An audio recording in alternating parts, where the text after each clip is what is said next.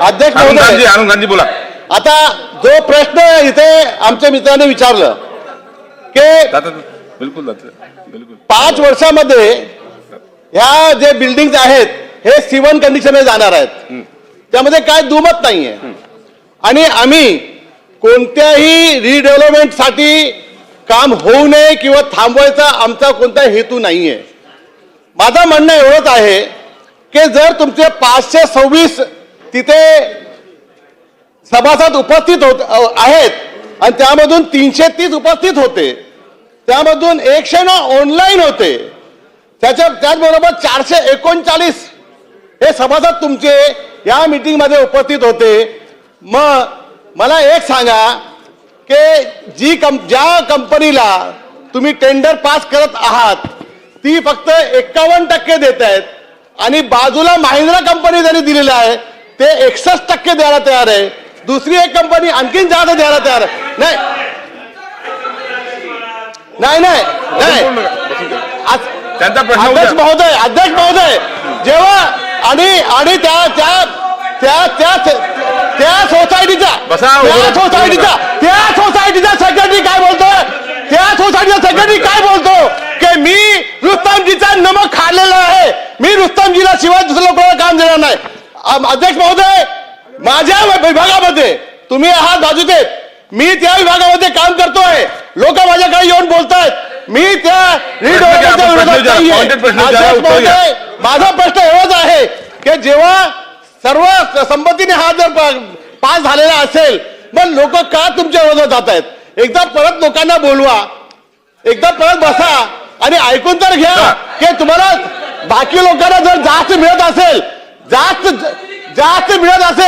10% का कमी नाहीये. मला उत्तर हे पाहिजे की तुम्ही 51% देतायत, इथे 61% मिळतोय, 10% कमी नाहीये. 10% मिळाल्यानंतर काम जर व्हायला पाहिजे. मंत्री महोदय अरे बाबा त्यांना मंत्री महोदय उत्तर द्या. सन्माननीय मंत्री महोदय. अध्यक्ष महोदय थांबा त्यांचं उत्तर होऊ द्या. यांचं उत्तर होऊ द्या ना. अरे यांचं उत्तर होऊ द्या ना. मग तुम्हाला देतो. बोला अध्यक्ष महोदय. अरे बाबा उत्तर घ्या. अरुण गांधी उत्तर घ्या. आता उत्तर सांगा. उत्तर द्या. अध्यक्ष महोदय, मला सभागृहाला विनंती करायची आहे. ऑनलाईन जे सभासद होते त्यांची एकही तक्रार नाही. आणि दुसरी गोष्ट मला सगळ्या सभागृहाला विनंती करायची आहे की हे न्यायपरिष्ठ आहे, याच्यावर जास्त आपल्याला भाष्य करता येत नाही. याच्या उपर ह्यांना सगळ्या बैठक घेऊन यांना योग्य निर्णय दिला जाईल.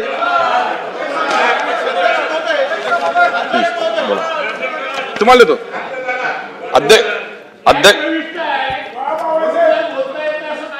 चला असलम गांधी बोला. बसून बोलू नका. भास्करराव बोला. जाधव साहेब. अध्यक्ष महोदय, नुसताच मोठे बातम्या लावण्यात आले होते आणि मी देवेंद्रजीचा इथे कौतुक करण्यासाठी उभा आहे. एका ठिकाणी मुंबईमध्ये सेल्फ डेव्हलपमेंट व्हावं, लोकांना जास्त मोठी घरं स्वतः बांधून भेटावी म्हणून आपण एक चांगला निर्णय सरकारने घेतलेला आहे. एका ठिकाणी तुम्ही हे चांगला निर्णय घेता आणि दुसऱ्या ठिकाणी अख्ख्या मुंबईमध्ये जिथे जिथे मोठे स्लम्स आहेत तिथे तुम्ही आता सर्वे चालू करण्याचं काम केलंय. मग ते MMR अरे आहे ना, ऐकून तर घ्या. तर कळेल ना तुम्हाला.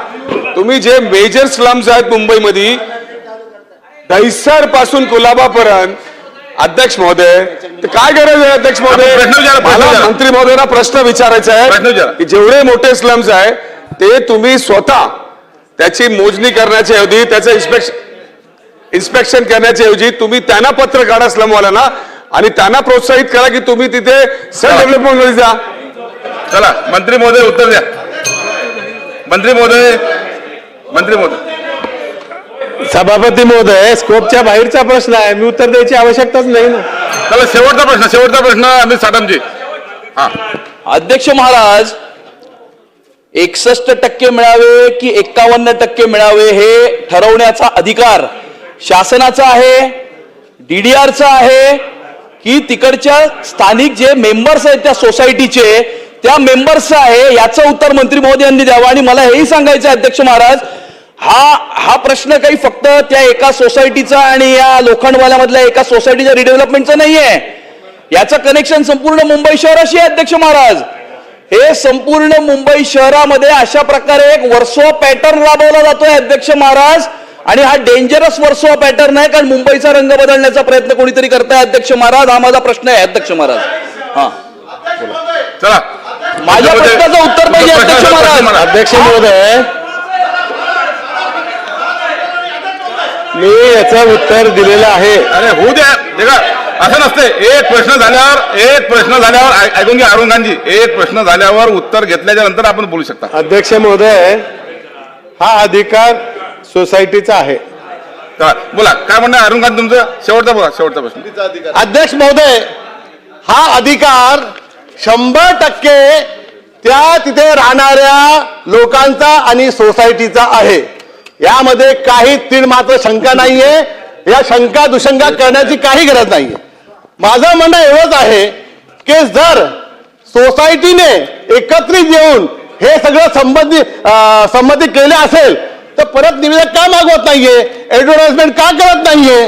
माझं एवढंच म्हणणं आहे की निवेदन काढा ना, निविदा काढा, एकदा निविदा काढा, माझी काय हरकत आहे? अध्यक्ष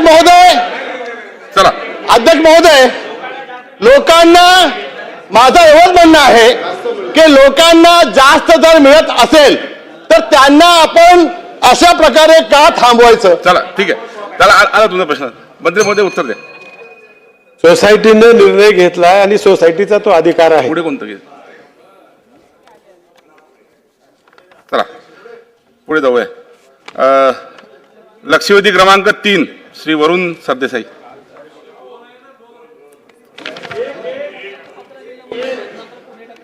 लक्षवेधी क्रमांक 2 पुढे ढकलली आहे. लक्षवेधी क्रमांक 3. चला लक्षवेधी क्रमांक 3. सन्माननीय अध्यक्ष महाराज, वितरित केल्याप्रमाणे. अध्यक्ष महोदय, अत्यंत संवेदनशील विषयावरची लक्षवेधी आहे. माझ्या मतदारसंघामध्ये 42 एकर जमीन ही डिफेन्सची आहे आणि गेल्या अनेक वर्षांपासून तिकडचा पुनर्विकास हा रखडलेला आहे. वारंवार सदनामध्ये या संदर्भात लक्षवेधी लागल्या गेलेल्या आहेत, प्रश्न विचारले गेलेले आहेत. 2017 साली देवेंद्र फडणवीस साहेबच मुख्यमंत्री असताना त्यांनी यामध्ये एक पत्र लिहिलं डिफेन्सला आणि सांगितलं की तुमचं ना हरकत पत्र द्या. मग त्यानंतर असं ठरलं की अर्धी जमीन डिफेन्सला दिली जाईल, अर्ध्या जमिनीमध्ये पुनर्वसन केलं जाईल. मग असं ठरलं, फडणवीस साहेबांनी वरच्या सभागृहामध्ये सांगितलं की अर्ध्या जमिनीमध्ये आपलं पुनर्वसन हे पूर्ण होऊ नाही शकणार, म्हणून एक पर्यायी जमीन आम्ही तुम्हाला देऊ. आता अध्यक्ष महोदय, 2017 पासून आपण 2025 पर्यंत आलेलो आहोत. 8 वर्ष उलटून सुद्धा 42 एकर जमिनीमध्ये राहणारे जे काय जवळपास 10,000 झोपडीधारक आहेत यांच्या पुनर्वसनाचा काय होणार हा प्रश्न अजूनही अनउत्तरित आहे. आज जे काही छापील उत्तर आलेलं आहे यामध्ये हाच प्रवास सगळा परत एकदा लिहिलेला आहे. अध्यक्ष महोदय, माझा प्रश्न हा आपल्या मार्फत शासनाला असा आहे की आपला ठोस प्लॅन काय आहे? यामध्ये 2 पर्याय असू शकतात, हे आपण राजे तुम्ही लिहून दिलेले. एक लिहिलंय की एक तर ना हरकत पत्र मिळू शकतं किंवा जमीन हस्तांतरित होऊन ती महाराष्ट्र शासनाच्या नावावर होऊ शकते. पण हे तर मला वाटतं कुठल्याही एखाद्या साध्या आर्किटेक्टला विचारलं तरी उत्तर आलं असतं. माझा सरळ सोपा प्रश्न हा आहे की आपण शासन म्हणून त्याकरता काय करतोय?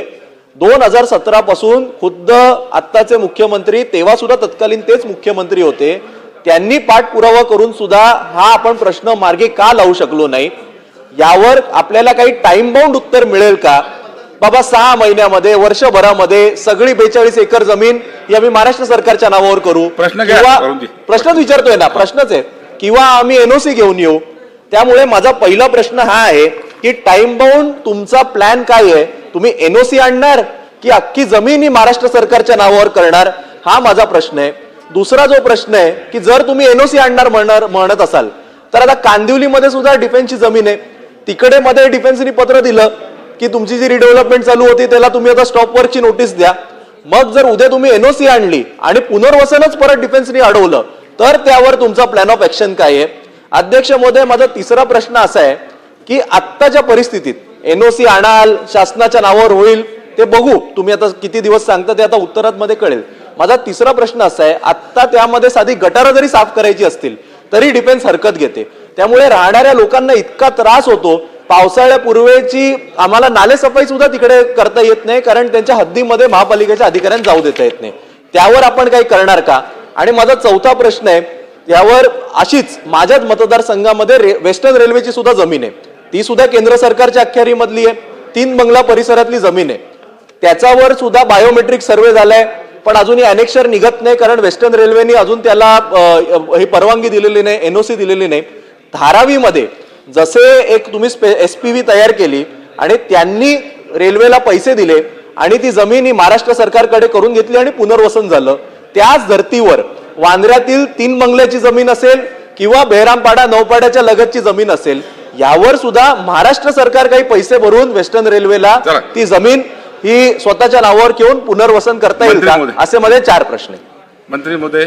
सन्मान्य अध्यक्ष महोदय, सन्मान्य सदस्य वरुणजी सरदेसाई साहेबांनी सांताक्रूज गोळीबार येथील नगर भूमापन क्रमांक 12